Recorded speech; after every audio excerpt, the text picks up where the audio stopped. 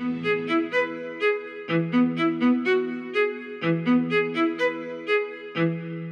I'm Greg LeBlanc, and I'm here at the Haas School of Business with Will High, who is a data scientist with Netflix in their Los Angeles office. Welcome, Will. Thank you very much for having me. So, Will, Netflix is famous for its data science, right? With the Netflix Prize, its recommendation engine for aligning content with viewers. Perhaps less well known is how data scientists at Netflix are feeding that information back towards content selection. Could you talk a little bit about how Netflix is using data science kind of at the content acquisition and evaluation stage? Yeah, the Recommender is a very old product offered up to consumers from a very long time ago. And ever since Netflix became a studio and acquired the rights to brand content, to stream content on the streaming service, and then to produce originals, the problem of evaluating that content has come up, and predicting value for that content has come up. It's fundamental to the negotiations. We just need a good idea of where we should come in, what our maximum willingness to pay is, and we need to quantify that in order to control costs and maximize revenues and margins. It is certainly less well known and less publicized than the recommendation engine. I would consider it a pretty behind the scenes operation. Mm-hmm.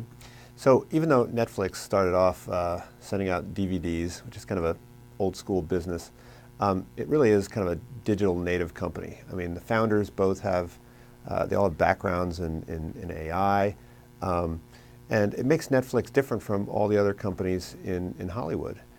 You have better access to data, you're interacting directly with the customer, but also there's a sort of a culture that really emphasizes analytical decision making. To what extent is this give Netflix an advantage that maybe be unmatchable by some of the other companies in Hollywood? Yeah, I mean, I consider Reed, Neil, and these other founders and chiefs executives to be futurists. These guys are very smart and have always been thinking into the future. You know, they anticipated the time when broadband would support streaming, and they waited for it. And the moment came, and they seized on it.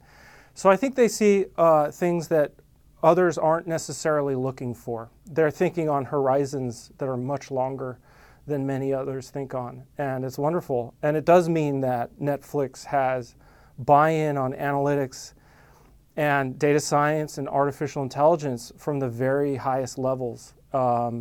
It certainly helps in executing on big data and data science research programs. So we've seen how kind of interaction with the customer and knowing what the customer wants helps Netflix to identify which content to acquire. Do you think that at some point it's also going to flow back into the creation of the content in a granular way? I mean, do you think that we'll ultimately see scripts that'll be written by artificial intelligence to meet the desires of the viewing public? Yeah, I think the problem of art creation and appreciation is very different from a lot of the tasks of the data scientist. Can you create artistic paintings using deep learning? Can you create scripts from scratch using deep learning, as some have tried to demonstrate? Our feeling on that is no. There is no better place to source creative ideas and to execute on creative ideas than just finding the most talented creatives out there. So Netflix really seeks the best creatives in the industry, and we view it as the data scientist's job to support what they do, to give them the tools to do what they would do even better than they would do it elsewhere. So the screenwriters don't need to worry about their jobs anytime soon? Yeah, as far as I'm concerned, yes. Okay, thanks, Will. Thank you. you.